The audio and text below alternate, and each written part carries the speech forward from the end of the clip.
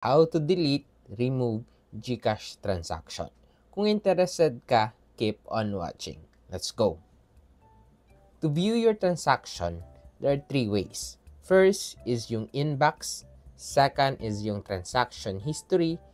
Third is when you request for your transaction in a specific date. Tanong, paano mag-delete ng transaction? Sa inbox, to delete it, may tatlong option dyan.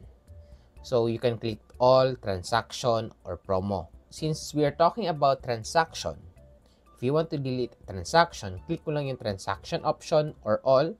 Pero sa transaction tayo, then swipe left ka, then may makikita ka dyan na red. Click mo yan, then magpa-pop up ito, then click delete.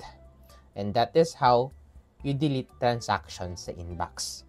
Meanwhile, sa transaction history naman, makikita natin dyan na may 15 transaction. Ito yung 15 latest transaction. So kung gusto mo i-delete ang transaction dyan, like specific transaction, hindi siya madi-delete as easily as the inbox. So, paano siya ma-delete? So actually, yung gagawin mo lang talaga dyan is that you make a transaction. Para yung transaction na gusto mo mawala is mapalitan ng mga transaction mo na gusto mo lang makita. What you can do, you can send money, you can cash out, you can pay bills, or even cash in from PayPal or anything, as long as transaction na gusto mong i-delete, mawawala na siya. Kasi yung 15 latest transaction lang ang makikita sa transaction history. So, paano naman po yung sa request transaction? So, sa request transaction po is, yun yung limitation doon. Hindi siya pwede ma-delete kasi nga, required si GCash na i-keep yung ating bank information just in case po kasi na may problema tayo or may kaso, required ng government to keep our information at hindi i-delete. Pero kung gusto mo talaga at desidido kang i-delete, there is one way, which is yung i-delete mo yung GCash account mo.